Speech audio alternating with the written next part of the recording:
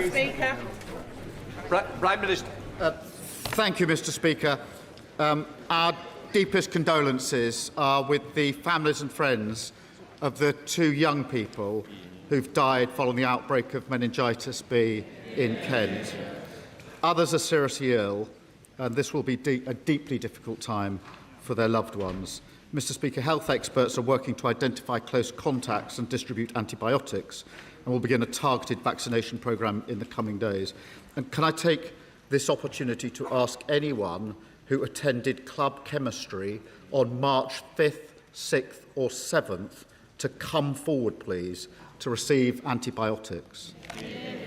And Mr. Speaker, yesterday President Zelensky addressed parliamentarians. Many people were there, and I had the opportunity to reaffirm to him that no matter other international events, the UK support for Ukraine will not waver.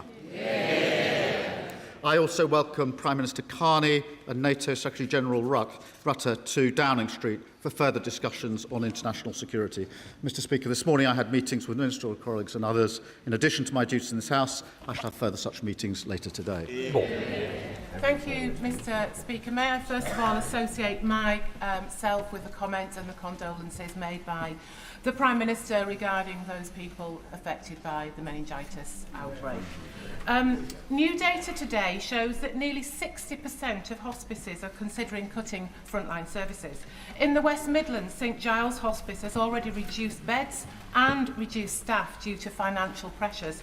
So with services being cut, can the Prime Minister explain why hospices are being told to wait until autumn for the new framework, and will he commit today to proper long-term sustainable funding to secure this vital lifeline for the future? Prime Minister. It is important that the funding and the framework is put in place, and we support the work of hospices and doing everything we can to support them. Dr. Maria Timble.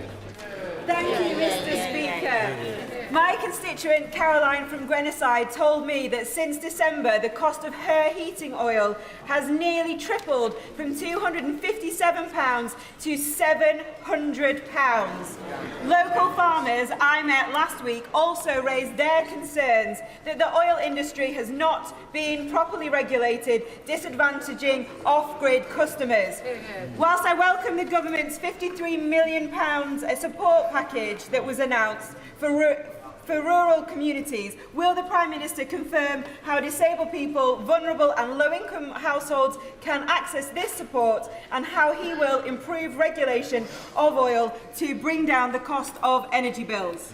Prime Minister. Well, can I thank her? My first instinct is always to protect people from the cost of living. The immediate action we've taken in relation to those that heat their homes with oil is the £53 million that we announced this week. That's particularly important for rural communities and, of course, Northern Ireland. But de-escalation in the Middle East is the quickest way to reduce the cost of living. And anyone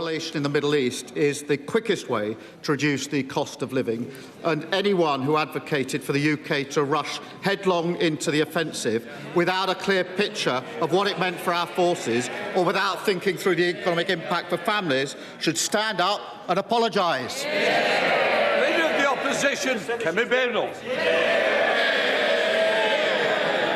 Thank you, Mr. Speaker. The Prime Minister tried to avoid scrutiny on the Mandelson files by releasing the documents immediately after Prime Minister's questions last week. So let me ask him now. Did the Prime Minister personally speak to Peter Mandelson about his relationship with the convicted paedophile Jeffrey Epstein before appointing him as our ambassador to Washington? Prime Minister. Mr. Speaker, let me start where I must. This was my mistake in making the appointment, and I've apologised to the victims of Epstein. I do so again. The government is complying with the humble address in full, but we are also continuing to support the police in their investigation. The matter of process was looked at by the independent adviser on ministerial standards. It's clear the appointment process wasn't strong enough, and that's why I've already strengthened it. But it was my mistake, Mr. Speaker, and I've apologised for it. She should follow suit and apologise for a gross error of judgment in calling for the UK to join the war in Iran without thinking through the consequences. Mr. Speaker, I know he doesn't want to talk about the documents he tried to bury last week. He's going to try and talk about anything else, but he's not going to get away with it. I asked him a question he did not answer. We know the Prime Minister was warned about the risk of appointing Peter Mandelson. This is not about the process. He knew that Mandelson stayed in Epstein's house after Epstein had been convicted for child prostitution. He knew that, so I will ask him again. Did he speak to Peter Mandelson about this before the appointment, yes or no? Prime Minister. Mr. Speaker, I've already made clear that he was asked questions and gave untruthful replies. The government is complying with the humble address. The process has been set out. The independent adviser has looked at it. And he said, quote, the relevant process for a political appointee was followed. Now, obviously, this is a question of my judgment, but what about her judgment? She wanted to rush into a war with Iran without thinking it through. At the weekend, Mr. Speaker, three weeks in, she said, oh, there isn't a clear plan behind the US strikes in Iran. That's the question she should have asked at the start. The decision to commit the UK to a war is the biggest decision a Prime Minister can take, and she got it completely wrong. I didn't hear an answer, Mr. Speaker, and he's right. It is about his judgment. He has repeatedly told us that Peter Mandelson lied to him, but he won't tell us if he actually picked up the phone and spoke to Mandelson before appointing him. This doesn't make any sense. The Prime Minister told us on the record, and I quote, I believed the lies he told me. If the Prime Minister didn't speak to him, how can he say he lied to him? Prime Minister. Mr. Speaker, the process is clear. It's been looked at by the independent adviser. And she asked me about the process and judgment on appointments. She appointed the Shadow Justice Secretary.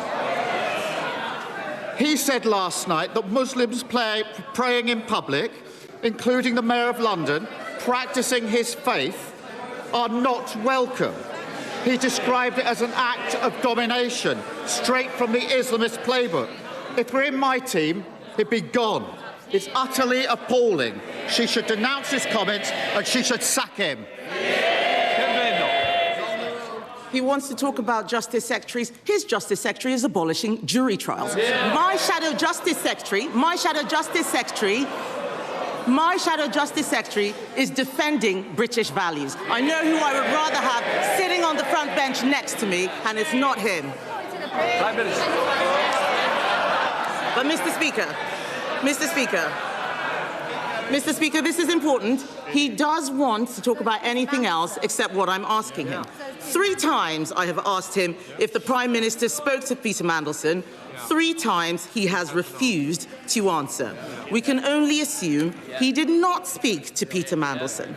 From the documents published, we know he left the questioning of Mandelson's relationship with a convicted paedophile to 2 of Mandelson's closest friends, one of whom was also friends with a convicted paedophile. Asking those questions should have been his job. Why did he fail to do his duty? Prime Minister. Mr. Speaker, so her position is that the Shadow Justice Secretary is defending British values when he says Muslims praying together in Trafalgar Square are not welcome.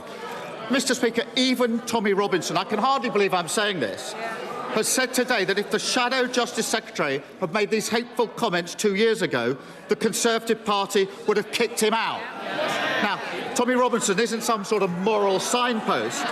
He was pointing out how much their party has changed. They're more inclined to his views, and he's right about that. The fact that he's sitting on her front bench shows she's too weak and has got absolutely no judgment. The Prime Minister wants to talk about my leadership. I'm shocked because his former deputy has just fired the starting gun on the race to replace him. And I'll tell him one thing. She and I both agree that this weak man should be replaced by a strong woman.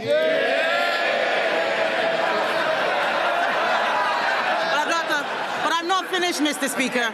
I have too much to say to him. There is still a lot to ask. There is still a lot to ask about the Mandelson files. There's still a lot to ask. The Prime Minister knew that Mandelson had kept up a relationship with Jeffrey Epstein. The documents released also show he'd been warned about appointing Mandelson. He claims he was lied to. Mandelson had twice been fired for dishonesty. So why did the Prime Minister believe Peter Mandelson over the vetting documents?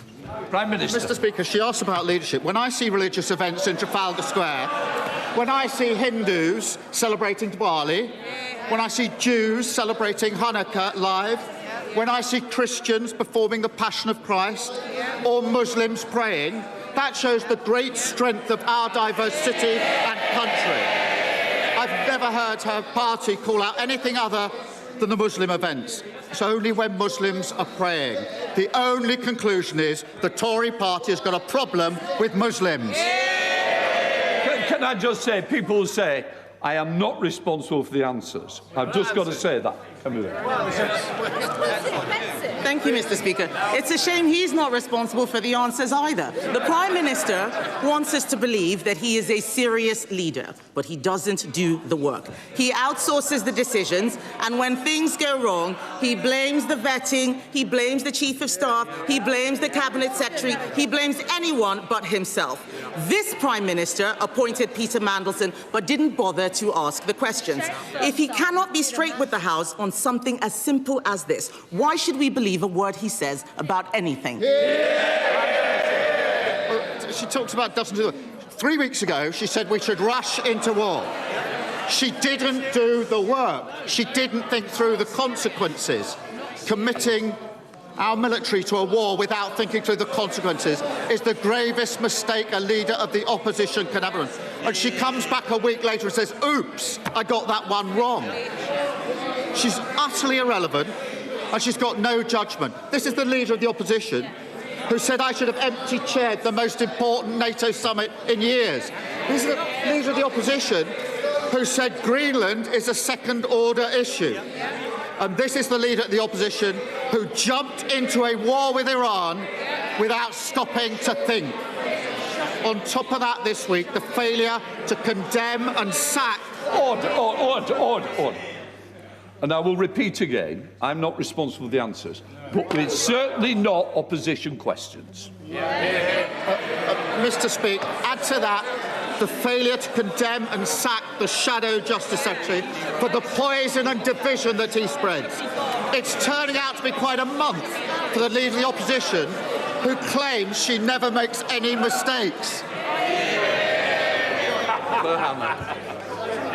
Mr. Speaker. Mr. Speaker. Sorry, please. Claire Hanna. We've seen this play out before, a US rush to military escalation with no plan for what comes next.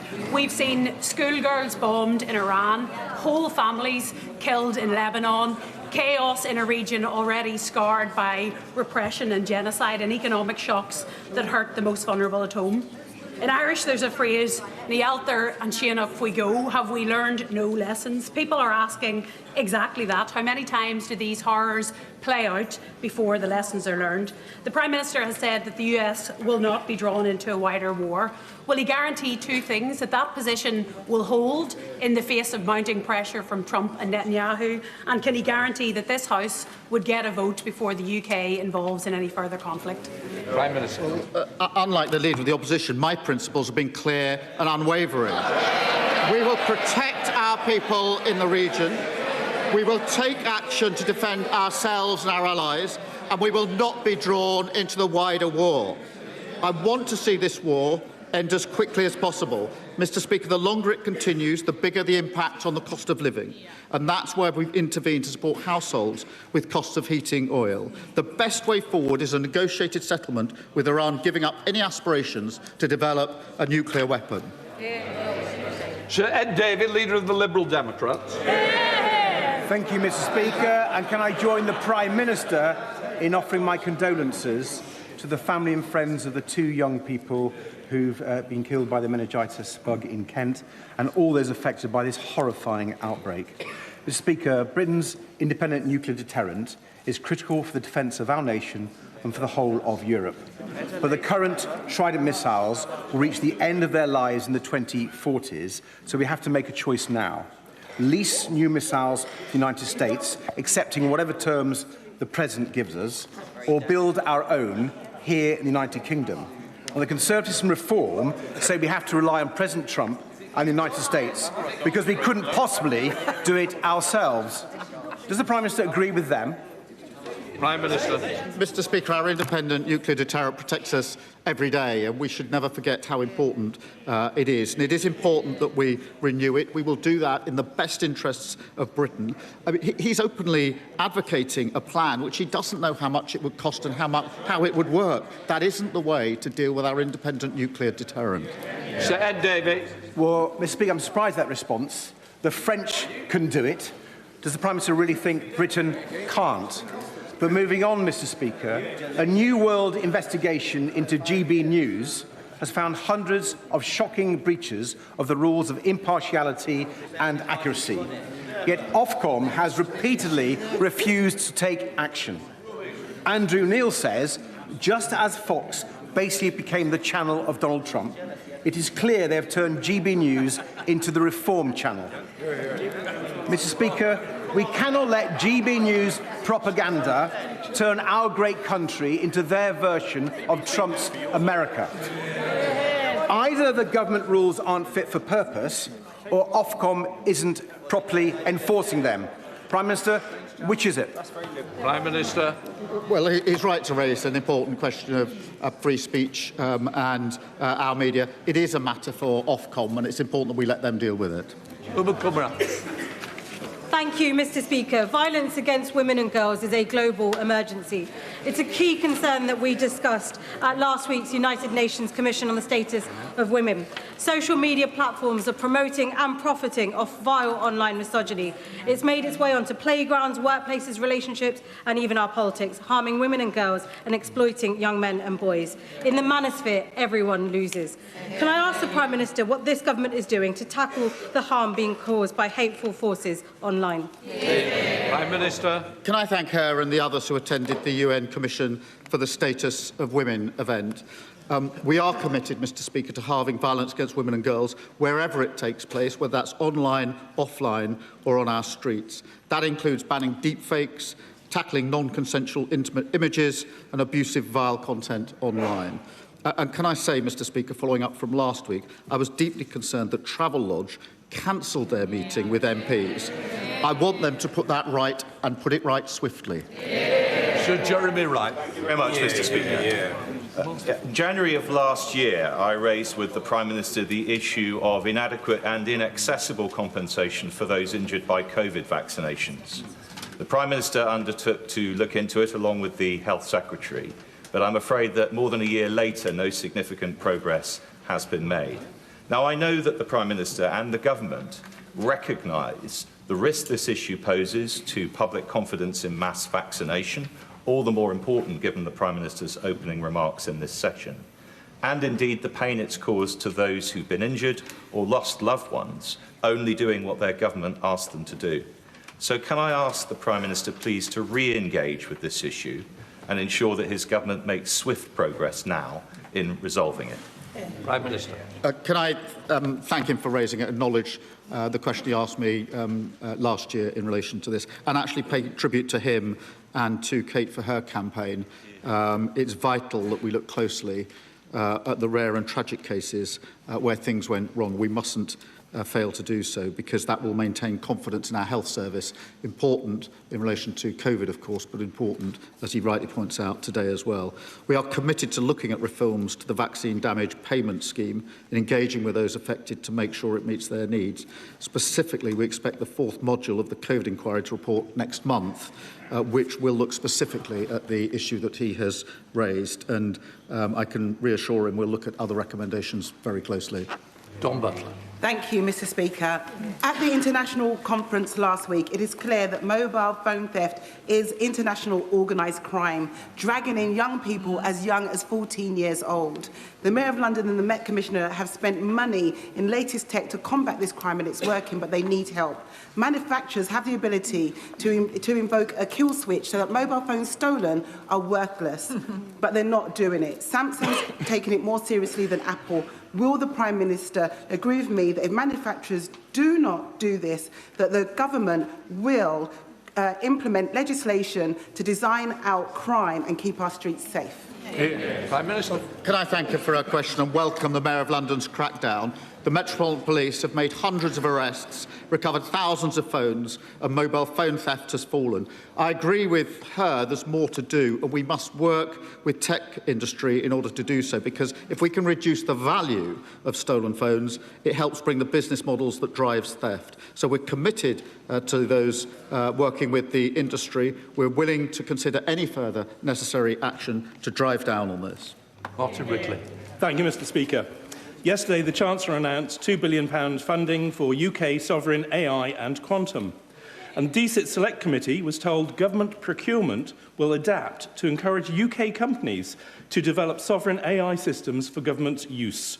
In light of these positive events, will the Prime Minister ensure this happens with key digital systems in health, defence and policing made sovereign and not recontracted to politically motivated US companies like Palantir, but re-tendered to UK companies? Prime Minister. Can I thank him? And as he says, the Chancellor set out yesterday the huge economic opportunities of innovation and AI. We've put £5 billion behind British start-ups, and we'll launch our sovereign AI unit with £500 million to help AI businesses start and grow.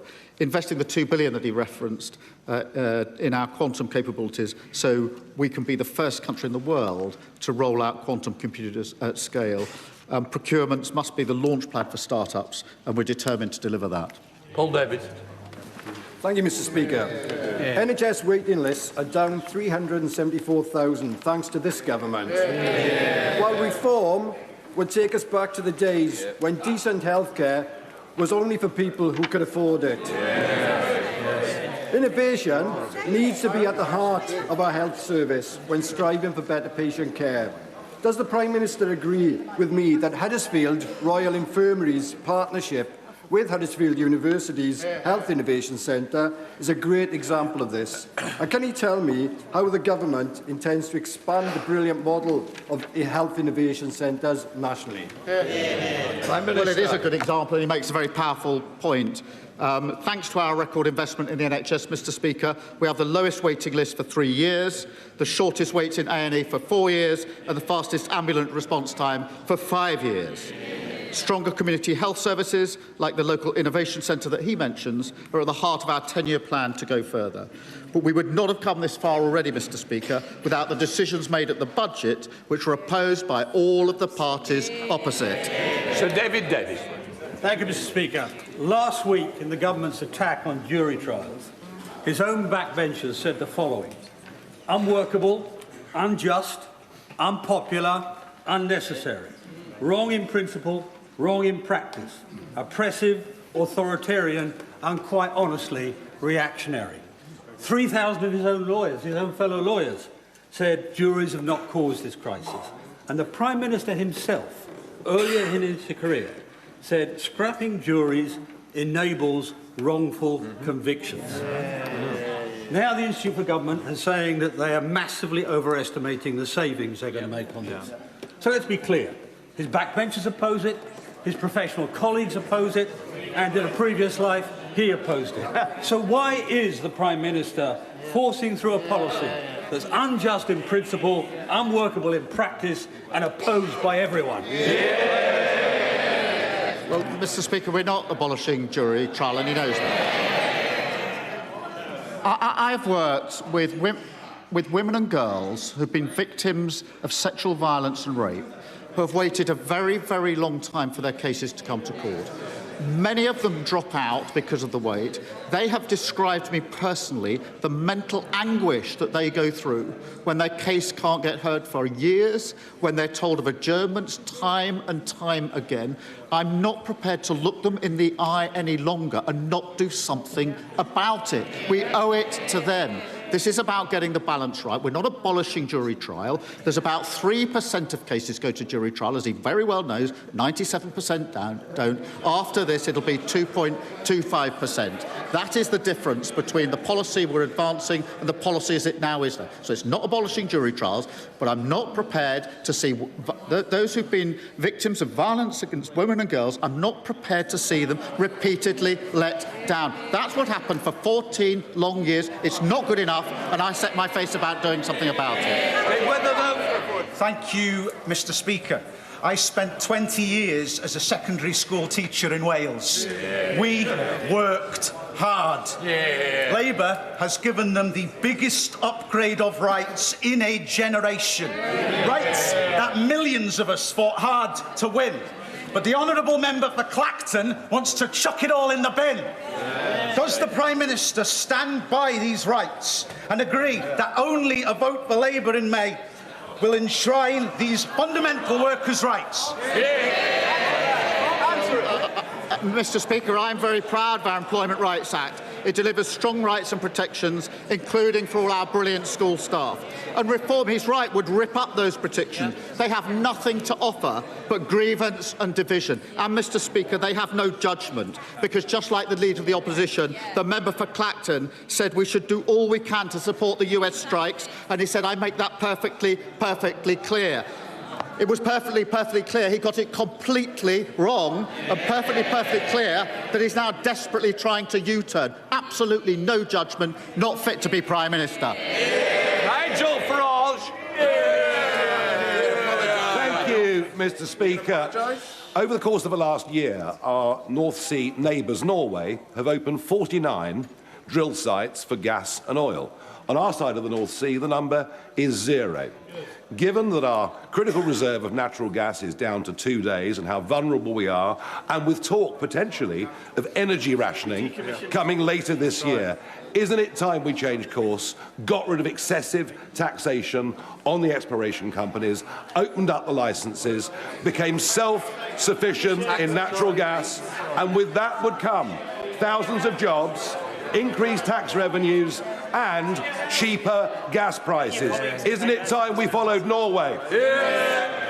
Mr. Speaker, oil and gas will be part of the mix of our energy for many, many years to come, as I've set out many, many times. But he's now highlighting the consequences of the war that he said we should rush into. He wanted us to go to war. He said it was perfectly clear that we should support the strikes. Then, just like the Leader of the Opposition, a week later, he said, oh, no, I got that one wrong. You can't make mistakes about decisions as serious as committing to war. It's a gross error. Thank you, Mr. Speaker. 95% of the food that we import from non-EU countries has lower welfare standards than that of British farmers, costing us millions and putting worse food on our plates. So that's why the Labour Research Group will be shortly launching our spring push on farming profitability to support British farmers by introducing honest labelling and levelling the playing field for trade and regulation. So will the Prime Minister commit to meeting with me and the LRRG to discuss how we can work to back British farmers and improve their profitability? Well, I'm very happy to discuss that with my honourable friend. We will always protect high welfare standards, and through our food and drink deal, bringing down barriers for farmers selling to our largest market. Mr. Speaker, alongside a record £11.8 billion farming budget and investing in cutting-edge innovation, our farming profitability review is focused on boosting profitability. Now, I've already acted and set up the Farming and Food Partnership Board, investing £30 million in our Farmer Collaboration Fund. Greg Smith. Thank you, Mr. Speaker. Traffic chaos from a botched road realignment affecting Calvert Green, Steeple, Claydon and Twyford. Landowners still awaiting payment for land taken. Woeful underfunding of promised mitigation projects in Wendover in inadequate noise modelling. Now, the Prime Minister and I used to, many years ago, be united in our opposition to HS2. Yeah. He changed. But with the upcoming HS2 reset, will he make a personal intervention to ensure that my constituents and communities living with this hell on earth of a construction project are finally treated with the fairness and respect that they deserve? Yeah. Prime Minister. Can I thank him for raising this? I do know how much it impacts his constituents and how deeply they feel about it. And it is important, as we reset and clear up the mess that was left, that we bear in mind and have in our mind's eye those that are most effective and make sure that it is fair and that their voices are heard, and we will do so. Oliver Ryan. Thank you, Mr. Speaker. Burnley-Manchester Road Station is a key driver for growth. It's Burnley's link to Manchester and Leeds, and more importantly for them, it's their link to Burnley. It's had over 500,000 journeys last year, and yet it's inaccessible. Despite big, empty promises from the last Tory government, we're no further to fixing it. A promise of funding was made which never came. Will he help me get this delivered and back my campaign to make Burnley-Manchester Road an accessible, modern station fit for Burnley's ambition? He's a great champion on this issue, and I'll make sure he gets a meeting with the Rail Minister to discuss the detail.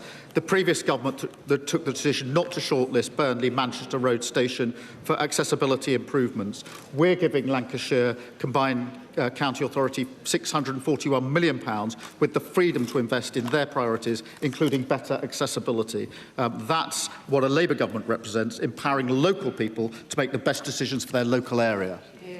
Andrew Snowden. Thank you very much, Mr. Speaker. Every week the Prime Minister comes here and reads out this pre-scripted nonsense that bears no resemblance to the questions he's actually asked.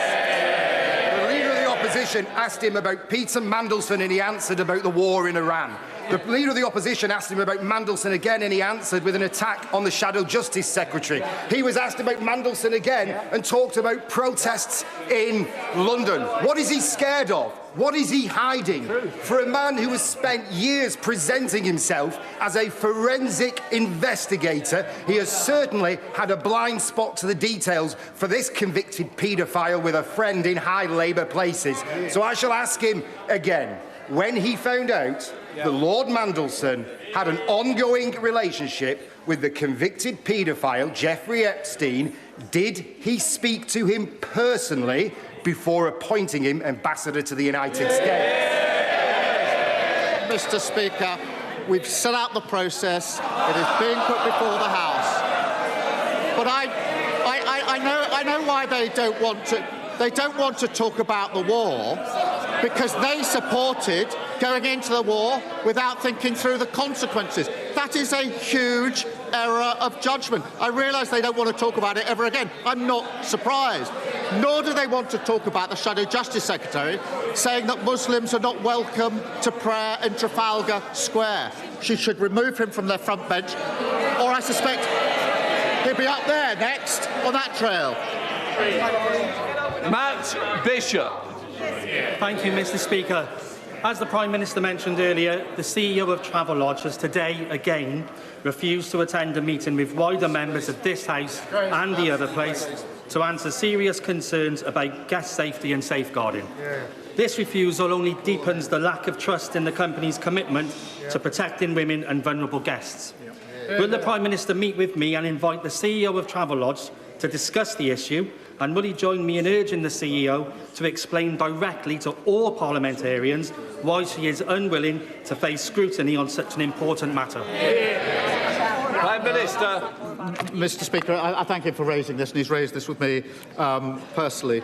Our thoughts are obviously with the victims. I was very concerned to hear that the CEO of Travelodge cancelled the meeting with MPs, and I would urge them to reconsider. That meeting needs to go ahead with relevant MPs and with the relevant minister, and the sooner it goes ahead, the better. And I hope that the CEO of Travelodge is listening to this exchange, and I thank him for raising it, not just on this occasion, but on repeated occasions. That completes Prime Minister's questions. Let the front benches change over.